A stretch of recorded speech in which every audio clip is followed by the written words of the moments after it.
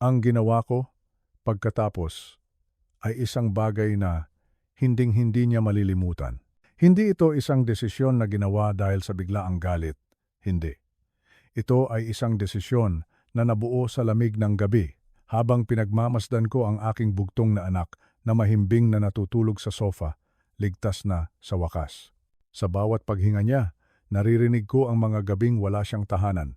Sa bawat paggalaw niya, nakikita ko ang mga bangungot na pinagdaanan niya sa lansangan. Ang manugang ko, ang lalaking pinagkatiwalaan ko sa aking anak, ay hindi lang siya iniwan. Ibinenta niya ang kanilang bahay. Ang bahay na pinag-ipunan nilang dalawa, ang bahay na naging saksi sa kanilang mga pangarap. Ibinenta niya ito at itinapon ang aking anak sa kalye na parang isang basahan. At ang perang nakuha niya, ang 5 milyong piso, ginamit niya para itayo ang kanyang bagong buhay kasama ang ibang babae. Isang bagong buhay na itinayo sa pagkawasak ng buhay ng anak ko. Kaya, nang gabing iyon, habang ang buong mundo ay natutulog, ako ay gising, nagpaplano. Hindi ito paghihiganti, hindi ako ganoong klase ng tao. Ito ay katarungan, isang katarungan na matagal nang dapat iginawad. At ang plano ko ay sisirain siya gamit ang bagay na pinakakinatatakutan niya, ang katotohanan. Nagsimula ang lahat isang Biyernes ng gabi. Pagod ako galing sa biyahe. Ang tanging gusto ko lang ay umuwi, magtimpla ng mainit na kape, at ipahinga ang aking matandang katawan. Ngunit may ibang plano ang Diyos para sa akin. Sa isang madilim na eskinita, may nakita akong isang bulto ng tao, nakabaluktot, hindi gumagalaw.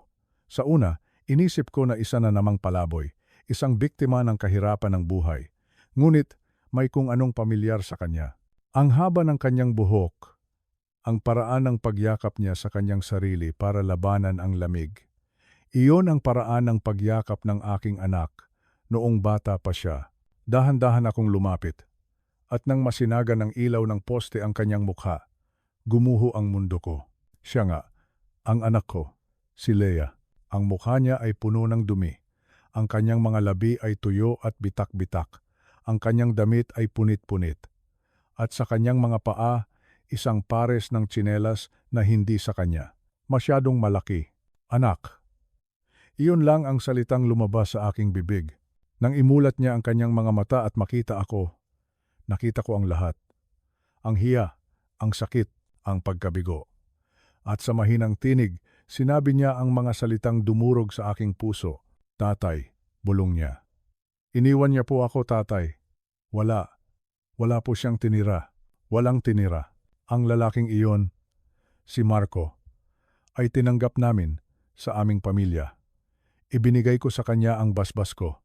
Ipinagkatiwala ko sa kanya ang nag-iisa kong kayamanan. Ipinangako niya sa akin, sa harap ng Diyos, na aalagaan niya si Leia. Ngunit ano ang ginawa niya? Hindi lang niya sinira ang kanyang pangako. Wala siyang utang na loob. Tinapakan niya ang dignidad ng aking anak. Tinapakan niya ang pagiging ama ko. Para sa kanya, ang anak ko ay isang bagay na pwede na lang itapon kapag hindi na kailangan. At ako raw ay isang matandang pabigat na hindi dapat problemahin. Iyon ang mga kasinungalingang ibinulong niya sa aking anak para ilayo siya sa akin, para hindi siya humingi ng tulong. Kaya habang nakatayo ako roon, sa harap ng gumuhong mundo ng aking anak, may isang bagay na naging malinaw. Hindi pa ito tapos. Hindi ito ang katapusan. Hindi niya alam kung ano ang kayang gawin ng isang ama na nasaktan. Hindi niya alam na sa likod ng mga kulubot at puting buhok na ito ay may isang pusong handang gawin ang lahat para sa kanyang anak. Ang kayabangang ipinapakita niya ngayon, ang marangyang buhay na ipinagmamalaki niya, lahat ng iyon ay babawiin ko. Hindi sa pamamagitan ng aking mga kamao, kundi sa pamamagitan ng kanyang mga sariling kasinungalingan. Magsisimula na ang lahat. At sa oras na matapos ako, pagsisisihan niya hindi lang ang ginawa niya sa aking anak, kundi ang araw na minamaliit niya ang kakayahan ng isang matandang ama. Pero bago po tayo magpatuloy sa kuwentong ito, kung hindi pa po ninyo nagagawa, sana po ay mag-subscribe kayo sa ating channel at i-like ang video na ito. Malaking tulong po iyan para malaman ko na nagugustuhan ninyo ang mga ganitong kuwento at pakisulat na rin po sa comment section kung taga saan po kayo nanonood ngayon. Gusto kong malaman kung hanggang saan po nakakarating ang ating mga istorya. Salamat po. Ngayon, ituloy na natin. Kinabukasan, ang katahimikan sa aming munting tahanan ay may dalang bigat. Isang bigat na hindi ko naramdaman sa loob ng maraming taon. Hinayaan ko si Leia na matulog hanggang sa kusa siyang magising. Ang katawan niya ay pagod. Ang kaluluwa niya ay pagod. Alam ko iyon. Nang sa wakas ay imulat niya ang kanyang mga mata, hindi ko na nakita ang kislap na dati kong minamahal. Napalitan iyon ng isang blankong tingin. Ang tingin ng isang taong sumuko na. Naghanda ako ng mainit na kape at tinapay. Umupo kami sa aming maliit na lamesa, ang parehong lamesa kung saan ko siya tinuruan magsulat noong bata pa siya. Ngayon, sa parehong lamesa na ito, handa akong pakinggan ang kwento ng kanyang pagkawasak. Hindi ko siya pinilit. Hinintay ko siya. At nang sa wakas ay handa na siya, nagsimula siyang magsalita. At ang bawat salita ay parang isang patalim na tumutusok sa aking puso. Sinabi niya sa akin ang lahat. Nagsimula raw ang pagbabago ni Marco noon pa. Noong una, akala niya ay stress lang sa trabaho. Ngunit hindi pala. Mayroon na pala itong ibang babae. Siya raw ang naging tanga. Dahil ayaw niyang makita ang katotohanan. Pagkatapos, isang araw umuwi raw si Marco na galit. Sinigawan siya, minura, pinilit na ilipat sa pangalan nito ang titulo ng bahay na pareho nilang pinaghirapan. Para raw sa isang negosyo, sabi ni Marco. Para sa kinabukasan natin, sa pagod at takot na maiwang mag-isa, pumayag si Leia. Hindi niya alam na iyon na pala ang simula ng kanyang katapusan. Iyon ang naging susi para tuluyan siyang maalis sa sarili niyang buhay. Isang buwan lang ang lumipas. Ibinenta ni Marco ang bahay. Walang pasabi. Nalaman na lang ni Leia ng isang pamilya ang dumating sa kanilang pintuan, may dalang mga dokumento at sinabing sila na ang bagong may-ari. Nagulantang siya. Tinawagan niya si Marco, ngunit hindi ito sumasagot.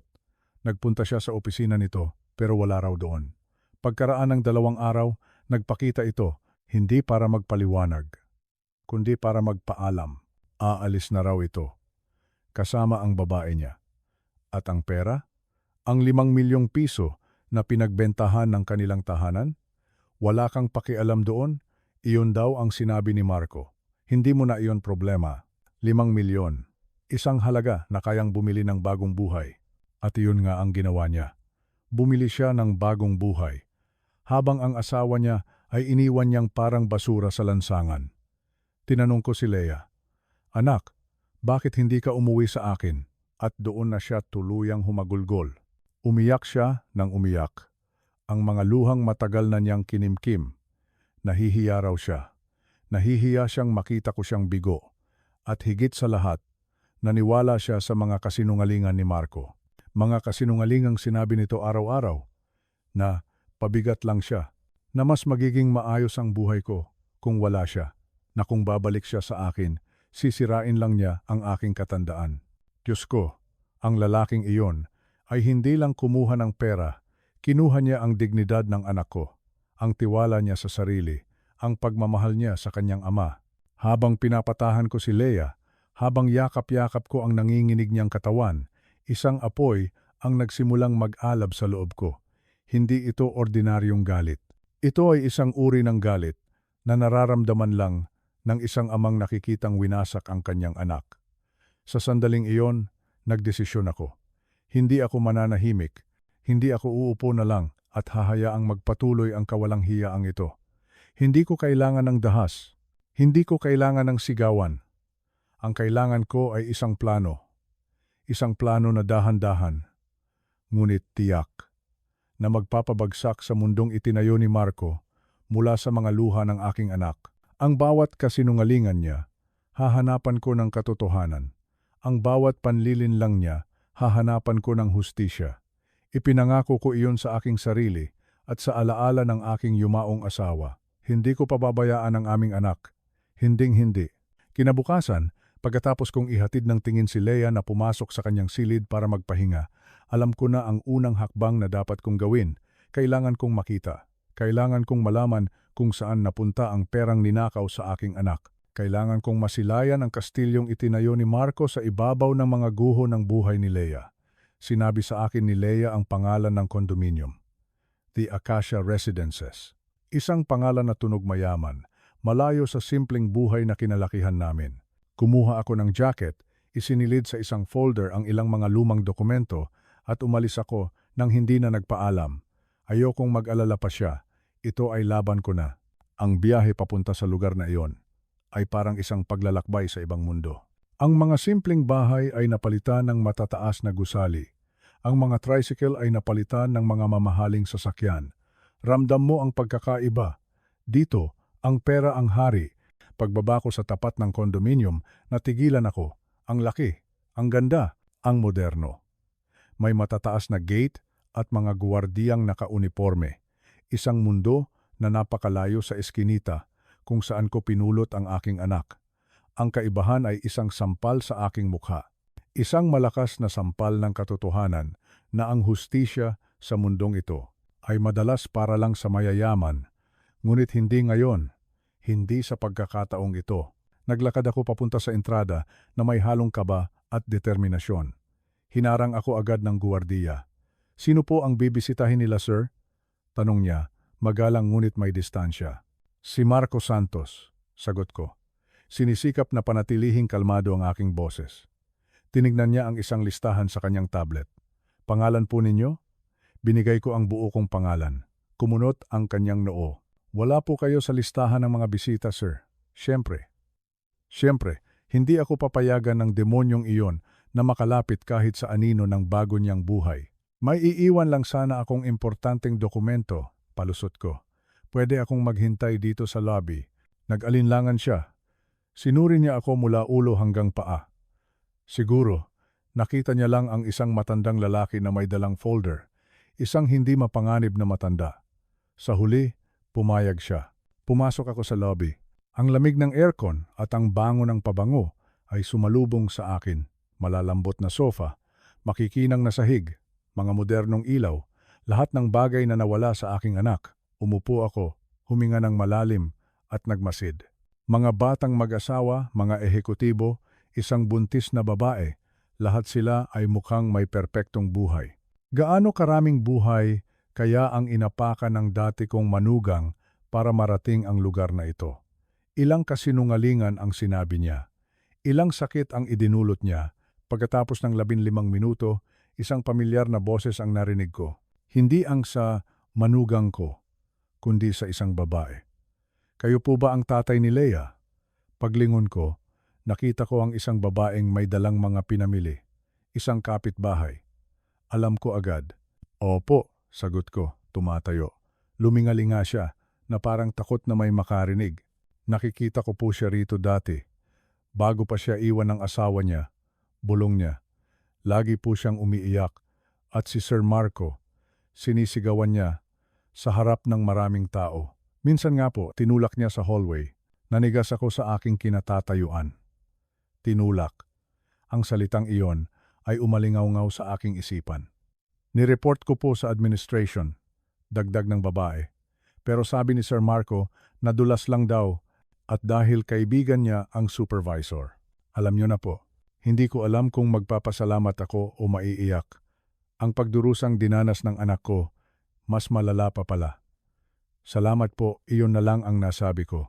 Umalis siya at naiwan akong mag-isa, puno ng mga emosyong nag-aapoy. Mga apoy, mga patalim, mga desisyon. Lumabas ako ng gusali at nilibot ito. At doon, sa balkonahe ng ika-4 na palapag, nandoon siya, ang dati kong manugang. Tumatawa, may hawak na baso, tumatawa na parang pag-aari niya ang mundo. At sa tabi niya, ang kalaguyo niya, ang babaeng ipinalit niya sa aking anak. Buntis. Masaya sila, nagdiriwang. Habang sila'y nagdiriwang, ang anak ko ay natutulog sa aking bahay pagkatapos manirahan sa kalye. Hindi ako gumalaw. Pinanood ko lang sila. At sa araw na iyon, habang papalayo ako sa gusaling iyon, naintindihan ko ang lahat. Hindi ko siya sasaktan, hindi ko siya mumurahin, hindi ko siya haharapin na parang isang matandang nagwawala. Sisirain ko siya sa parehong katahimikan kung paano niya sinira ang aking anak. Ngunit hindi ito kaduwagan. Ito ay magiging hustisya. Pag-uwi ko sa bahay, Sinalubong ako ng tahimik na pag-aalala sa mga mata ng aking anak. Alam niya kung saan ako nanggaling. Hindi na siya nagtanong. Siguro, natatakot siyang marinig ang katotohanan. O siguro, nagtitiwala na lang siya sa akin.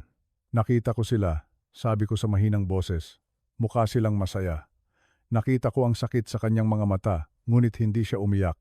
Yumuko lang siya. Alam ko po, bulong niya, pero masakit pa rin. Hinawakan ko ang kanyang kamay. Anak, hindi mo kasalanan ito.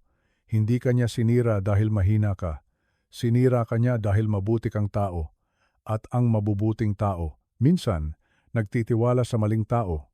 Sa mga salitang iyon, naramdaman kong bahagyang gumaan ang kanyang dibdib. Hindi ko layunin ang maghiganti. Ang layunin ko ay bawiin ang para sa kanya. Ang kanyang tahanan, ang kanyang dignidad, ang kanyang kapayapaan. Nang gabing iyon, hindi ako natulog. Inilabas kong muli ang folder na may lamang mga ebidensya, mga kopya ng email, mga text message, mga bank statement. Bawat piraso ng papel ay isang butil ng katotohanan. Bawat mensahe ay isang lamat sa pader na itinayo niya. At doon ko nakita ang kanyang kahinaan, ang kalaguyo niyang si Angela. Sigurado akong hindi nito alam ang buong kwento. Hindi nito alam na ang bahay na ipinagbili ni Marco ay pag-aari rin ng aking anak. Hindi nito alam na gumamit si Marco ng panloloko at pananakot. Ang pundasyon ng kanilang marangyang buhay ay itinayo sa isang sikretong ako lang ang makakasira. Doon nagsimula ang aking tunay na plano. Kinaumagahan, gumising ako nang may kakaibang kalinawan. Nagsuot ako ng disenteng damit, kinuha ang aking lumang leather briefcase at hinalikan sa noo ang aking natutulog na anak. Ibabalik ko ang buhay mo, bulong ko. Ang paglalakbay pabalik sa The Acacia Residences ay iba na. Wala ng kaba, tanging determinasyon. Pagdating ko, nakilala ako ng guwardiya. Sir, sabi niya, na may halong pag-aalala. Kakausapin ko lang si Marco, sabi ko. Pero tatawag po muna ako, pinutol ko siya. Hindi mo na kailangan tumawag.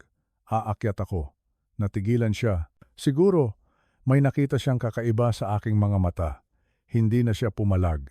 Sa harap ng pinto ng apartment 4B, huminga ako ng malalim at kumatok. Bumukas ang pinto at nandoon siya. Ang dati kong manugang. Mas bata sa akin, mas malakas, at mas mayabang. Ngunit nang makita niya ako, ang ngiti sa kanyang labi ay naglaho. Ikaw?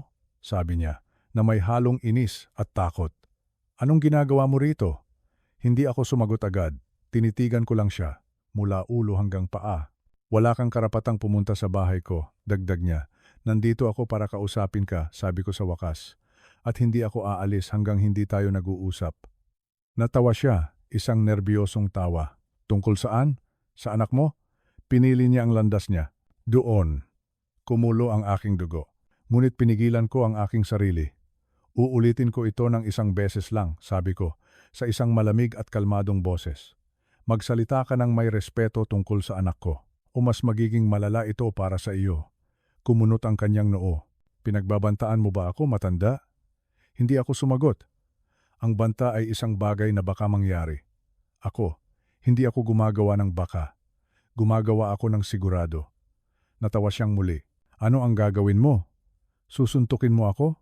Tatawag ka ng pulis? Iyon na ang sandali. Papasukin mo ako. Utos ko. Ayoko. Kung ganoon, dito tayo mag-uusap sa labas, sabi ko. Bahagyang itinaas ang aking briefcase. Napako ang kanyang tingin doon. Anong laman yan? Tanong niya.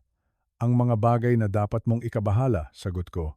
Mga pruweba, mga dokumento, mga mensahe, mga ilegal na transaksyon, mga usapan ninyo ng kalaguyo mo bago mo paiwan ang anak ko. At ang pinaka-interesante sa lahat, ang pruweba na nagsagawa ka ng fraud sa pagbenta ng bahay. Isang ari-arian na legal na hindi dapat napunta sa pangalan mo. Namutla siya. Nakita kong lumunok siya ng laway. Nakita kong nanghina ang kanyang mga tuhod. Hindi mo alam ang sinasabi mo, bulong niya. Alam ko ang lahat, sabi ko. At ang hindi ko pa alam, aalamin ko. Ngayon, nagbabala lang ako, bukas. Wala nang babala. May narinig kaming kaluskos sa loob. Ang kalaguyo niya. Alam kong ayaw niyang marinig nito ang usapan. Makinig ka, sabi ko, bahagyang yumuko. Ang anak ko, natulog sa kalye, mag-isa, gutom, wasak.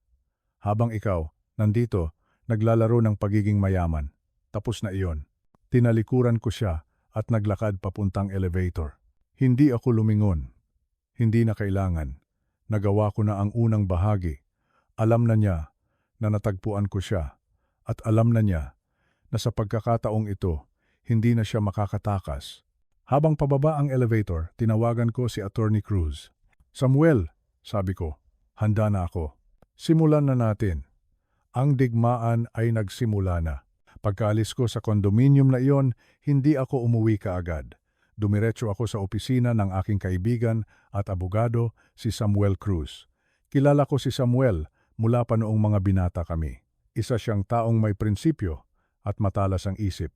Pagdating ko, inilatag ko sa kanyang lamesa ang lahat ng dokumentong nakuha ko, ang mga email, ang mga text message na ibinigay sa akin ni Leia, ang mga testimonya ng kapitbahay. Habang tinitignan niya ang bawat papel, nakita ko ang pagbabago sa kanyang mukha. Mula sa pagiging seryoso, napalitan ito ng hindi makapaniwalang pagkunot ng noo. Lito, sabi niya, inaalis ang kanyang salamin. Ito ay hindi lang simpleng away mag-asawa. Ito ay malinaw na panloloko, estafa. At ang pag-iwan niya kay Leia ng walang pinansyal na suporta, iyan ay economic abuse. Ang mga salitang iyon, fraud, economic abuse, ay nagbigay ng pangalan sa halimaw na sumira sa aking anak. Hindi na lang ito simpleng pagkakamali. Isa na itong krimen. Gawin mo ang lahat ng kailangan, Samuel, sabi ko. Gusto kong managot siya sa batas. Tumango si Samuel. Magsisimula tayo agad. Maghahanda ako ng formal na reklamo. Ngunit Lito, kailangan mong maging handa. Ang mga kasong ganito ay hindi madali. Susubukan niyang baliktarin ang lahat. Sasabihin niyang, si Leia ang may kasalanan. Gagamitin niya ang lahat para sirain ang pangalan ng anak mo. Tinitigan ko siya sa mata. Samuel, ang pangalan ng anak ko ay nasira na sa putik nang iwan siya sa kalye. Wala na kaming ibang ikakatakot. Ang tanging daan na lang para sa amin ay ang umakyat muli. Naintindihan niya. Nakita niya ang determinasyon sa aking mga mata. Kinabukasan, handa na ang mga papeles. Isang makapal na pligo ng mga dokumento na naglalaman ng lahat ng kasalanan ni Marco. Nagpirmahan kami at habang hawak ko ang kopya ng demanda, may naisip akong isang bagay. Isang bagay na mas epektibo pa kaysa sa isang formal na paghahatid ng sulat. Samuel, sabi ko. Ako na ang magbibigay ng paunang abiso sa kanya. Hindi na nagtanong si Samuel. Alam niyang may sarili akong paraan. Bumalik ako sa The Acacia Residences. Ngunit sa pagkakataong ito, hindi ako umakyat sa kanyang apartment. Dumiretso ako sa basement parking. Alam ko ang sasakyan niya. Isang itim na sedan na laging makintab na ipinagmamalaki niya na parang isang trono. Lumapit ako at maingat kong isiniksik sa ilalim ng wiper ng kanyang windshield ang isang kopya ng demanda. Hindi ang orihinal, siyempre. Ngunit sapat na iyon para magdulot ng atake sa nerbiyos. Umalis ako at naghintay sa isang maliit na kapihan sa kanto. Nagpanggap akong nagbabasa ng diaryo, ngunit ang aking mga mata ay nakatutok sa entrance ng parking. Hindi nagtagal. Lumabas siya. Naglalakad na mayabang. Inaayos ang kwelyo ng kanyang mamahaling polo shirt. Ngunit nang makita niya ang puting papel na nakasiksik sa kanyang windshield, natigilan siya. Dahan-dahan siyang lumapit. Kinuha niya ito. At habang binabasa niya ang unang pahina, nakita ko ang pagbabago. Ang kanyang mga balikat ay bumagsak. Ang kanyang pagiging arogante ay naglaho. Napalitan ito ng hindi makapaniwalang pagtingin. Tumingin siya sa paligid na parang may hinahanap, na parang alam niyang may nanonood sa kanya. Pagkatapos, mabilis siyang sumakay sa kanyang kotse at pinaharurot ito paalis. Alam ko na. Nagtagumpay ang unang hakbang. Ang binhi ng takot ay naitanim na. Hindi pa ako nakakalayo nang mag-vibrate ang aking telepono. Isang hindi pamilyar na numero. Sinagot ko ito nang hindi nagsasalita. Lito, isang boses na basag at nanginginig ang narinig ko. Boses ni Marco. Anong ginawa mo? Ano yung papel sa kotse ko? Anong kalokohan to? Isang maliit na ngiti ang sumilay sa aking labi. Isang ngiting mapait. Bakit mo ginawa iyon sa anak ko? Iyon lang ang isinagot ko. Hindi mo to pwedeng gawin sa akin, Lito. Hindi mo pwedeng sirain ang buhay ko. Ang sigaw niya sa kabilang linya. Ang buhay mo? Tanong ko, kalmado pa rin. Paano naman ang buhay na sinira mo? Ang buhay ng anak ko? Narinig ko ang kanyang mabigat na paghinga. Halatang nagpipigil ng galit at takot. Mag-usap tayo, pakiusap. Ayusin natin to. Nag-usap na tayo kahapon, sabi ko. Hindi. Hindi ganito. Huwag mong idamay ang pulis. Ngunit bago pa siya makapagpatuloy, ibinaba ko na ang telepono. Hinayaan ko siyang mag-isip. Hinayaan ko siyang malunod sa takot na siya mismo ang gumawa. Ang digmaan ay hindi na sa pagitan naming dalawa. Isinama ko na ang batas. At sa larong ito, wala siyang panalo. Pagkatapos ng matapang na pagharap namin ni Marco, alam kong kailangan ko nang isunod ang pinakamalakas na dagok. Ang simpleng babala ay hindi sapat. Kailangan niyang maramdaman ang bigat ng batas, ang anino ng posibleng pagkakakulong. Dumiretso ako sa opisina ni Samuel, dala ang panibagong determinasyon. Handa na ako, sabi ko pagkaupo ko pa lang. Isampa na natin ang kaso. Nakita ni Samuel ang apoy sa aking mga mata. Walang tanong-tanong, inilatag niya ang mga dokumentong matagal na niyang inihahanda. Isang formal na demanda para sa estafa dahil sa mapanlinlang na pagbebenta ng bahay at economic abuse sa ilalim ng Anti-Violence Against Women and Their Children Act dahil sa pag-abandona niya kay Lea nang walang anumang pinansyal na suporta. Habang binabasa ko ang bawat detalye, ang bawat artikulo ng batas na nilabag niya, mas lalong tumitibay ang aking loob. Ito ang tamang gawin. Ito ang nararapat. Pumirma ako sa lahat ng kinakailangang papel. Bawat pirma ko ay parang isang martilyo na pumupukpok sa pader na itinayo ni Marco sa paligid ng kanyang mga kasinungalingan. Nang matapos ang lahat, inabot sa akin ni Samuel ang isang selyadong kopya ng demanda. Ipapadala na ito ng korte sa kanya sa tamang proseso, sabi ni Samuel. Hintayin na lang natin. Ngunit may iba akong naisip. Ang formal na proseso ay mabagal. Ang takot na dulot nito ay dahan-dahan. Ang gusto ko ay isang biglaang sampal, isang bagay na yayanig sa kanyang mundo at hindi siya patutulugin sa gabi. Samuel, sabi ko, may mas maganda akong ideya kung paano niya ito unang makikita. Tumingin siya sa akin, nagtataka. Ngunit nakita niya ang ngiti sa aking labi at naintindihan niyang may plano ako. Hawak ang kopya ng demanda. Bumalik ako sa The Acacia Residences sa ikatlong pagkakataon. Ngunit sa pagkakataong ito, ang pakay ko ay hindi tao, kundi isang bagay. Isang bagay na simbolo ng kanyang kayabangan, ang kanyang itim at makintab na kotse. Alam kong para sa kanya, ang sasakyang iyon ay hindi lang transportasyon, isa itong tropeyo, isang patunay ng kanyang tagumpay. Dahan-dahan akong pumasok sa basement parking. Tahimik ang lugar, tanging ang ugong lang ng mga ilaw ang maririnig. Nakita ko agad ang kanyang sasakyan, nakaparada sa isang magandang pwesto malapit sa elevator, perpekto. Lumapit ako, lumingalinga, para siguraduhing walang nakakakita. Kinuha ko ang makapal na sobre na naglalaman ng demanda at maingat ngunit buong diin kong isiniksik ito sa ilalim ng wiper sa tapat mismo ng driver's seat. Imposibleng hindi niya ito makita. Umalis ako sa lugar na iyon na may kakaibang pakiramdam ng tagumpay. Hindi pa tapos ang laban, ngunit nanalo na ako sa isang mahalagang labanan. Ang laban sa kanyang isipan. Umupo ako sa isang maliit na karinderya sa di kalayuan kung saan tanaw ko ang labasan ng parking. Nag-order ako ng kape at naghintay. Pagkatapos ng halos isang oras, lumabas siya. Naglalakad pa rin na mayabang, may kausap sa telepono, tumatawa. Ngunit ang tawang iyon ay biglang naputol nang matanaw niya ang puting sobre sa kanyang windshield. Huminto siya, tila nag-alinlangan. Dahan-dahan siyang lumapit na parang lumalapit sa isang ahas. Kinuha niya ang sobre, binuksan ito at sinimulang basahin. Mula sa malayo, kitang-kita ko ang transformasyon. Ang kanyang mga balikat ay biglang bumagsak, ang kanyang mukha ay namutla, ang papel sa kanyang kamay ay nagsimulang manginig. Binitiwan niya ang kanyang telepono na bumagsak sa sementadong sahig. Tumingin siya sa paligid, hindi bilang isang hari, kundi bilang isang taong hinahabol. Isang taong biglang natuklasan na ang matibay na pader na kanyang pinagtataguan ay gawa lang pala sa buhangin. Mabilis siyang pumasok sa kotse at pinaharurot ito paalis. Ang mga gulong ay umiskit sa sahig, Ngumiti ako. Ang simpleng papel na iyon. Iyon ang simula ng kanyang pagguho. Ang simula ng kanyang mga gabing hindi mapakali. Ang simula ng katarungan para sa aking anak na si Leia. Matapos ang epekto ng papel sa windshield, alam kong si Marco ay parang isang hayop na nasukol at ang isang nasukol na hayop nagiging mapanganib. Susubukan niyang kumapit sa kahit anong natitira sa kanya. At sa puntong iyon, ang natitira na lang sa kanya ay ang kanyang bagong buhay at ang babaeng kasama niya rito, si Angela.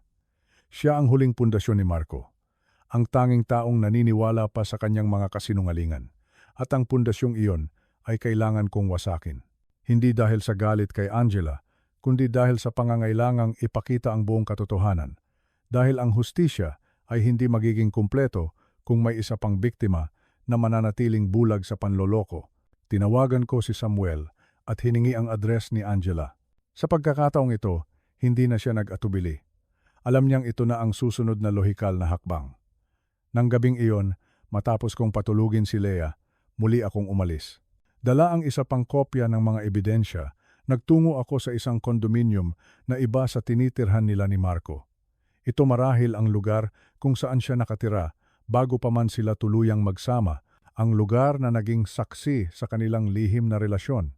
Pagdating ko, sinabi ko sa guwardiya na ako ang ama ni Leia at may mahalaga akong sasabihin. Pagkatapos ng isang tawag sa intercom, pinayagan akong umakyat. Nang bumukas ang pinto, isang buntis na babae na may mapupungay na mata ang sumalubong sa akin. Siya si Angela. Pinapasok niya ako sa kanyang apartment, isang lugar na mas simple kumpara sa pugad nila ni Marco. May takot sa kanyang mga kilos, ngunit mayroon ding bahid ng kuryosidad. Tumawag po si Marco, sabi niya agad. Galit na galit po siya. Sabi niya, sinisiraan niyo raw siya. Tinitigan ko siya ng diretso sa mata. Ang araw ng pagtutuos ay dumating.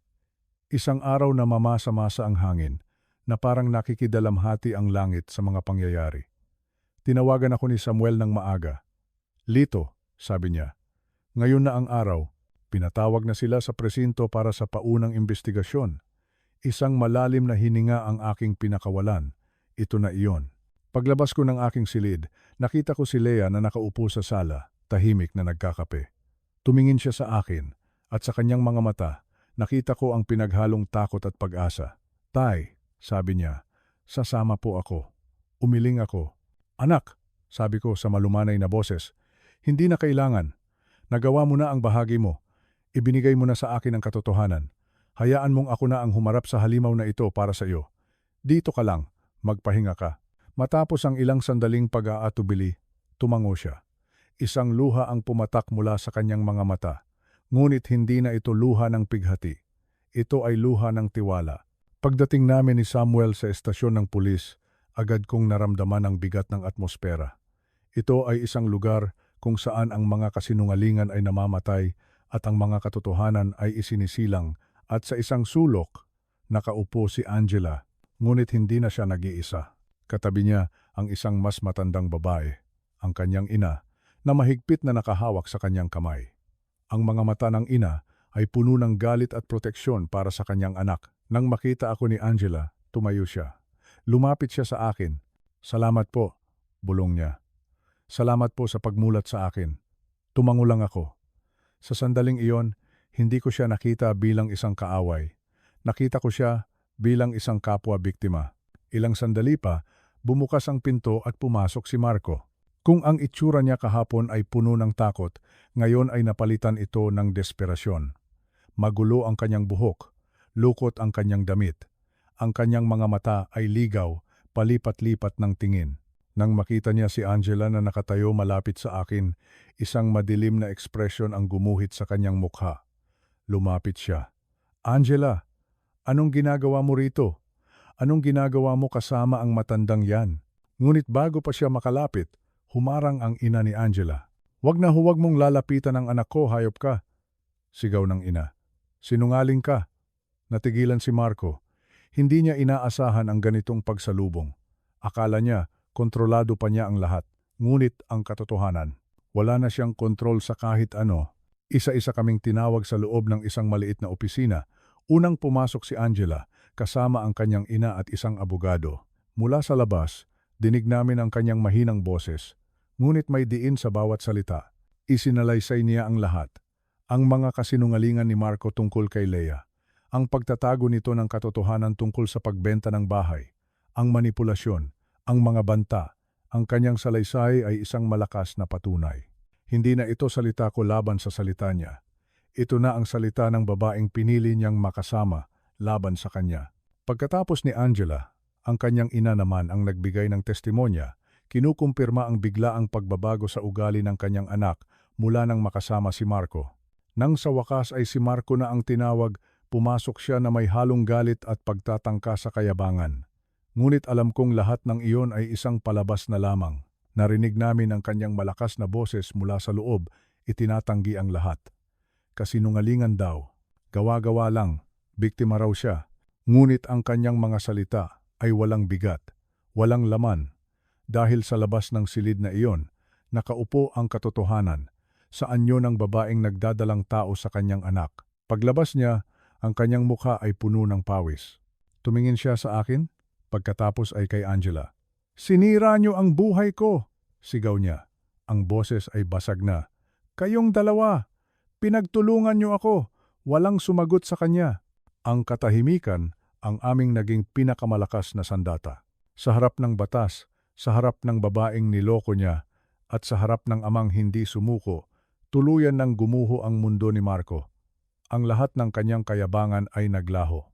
Ang natira na lang ay ang purong desperasyon ng isang taong nahuli sa sarili niyang bitag.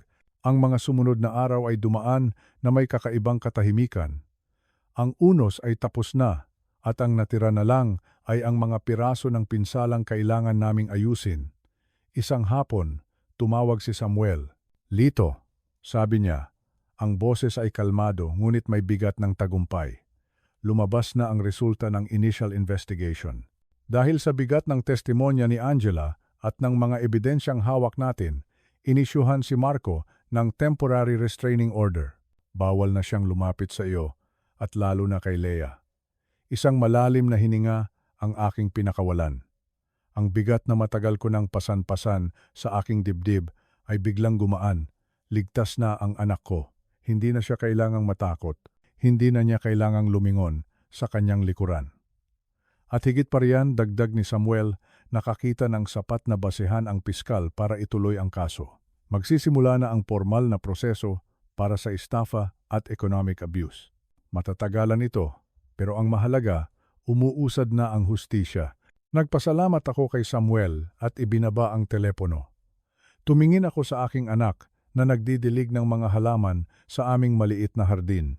Nakita ko ang isang maliit na ngiti sa kanyang labi habang hinahaplos niya ang mga dahon. Isang ngiting matagal kong hindi nakita. Lumapit ako sa kanya at ibinalita ang magandang balita. Hindi siya nagsalita. Sa halip, niyakap niya ako ng mahigpit. Naramdaman ko ang kanyang mga luha na tumutulo sa aking balikat. Ngunit alam kong hindi na ito luha ng kalungkutan. Ito ay luha ng kalayaan. Ang kalayaang matagal nang ipinagkait sa kanya. Dumating ang mga balita sa amin. Iniwan na raw si Marco ni Angela. Bumalik na ito sa poder ng kanyang mga magulang.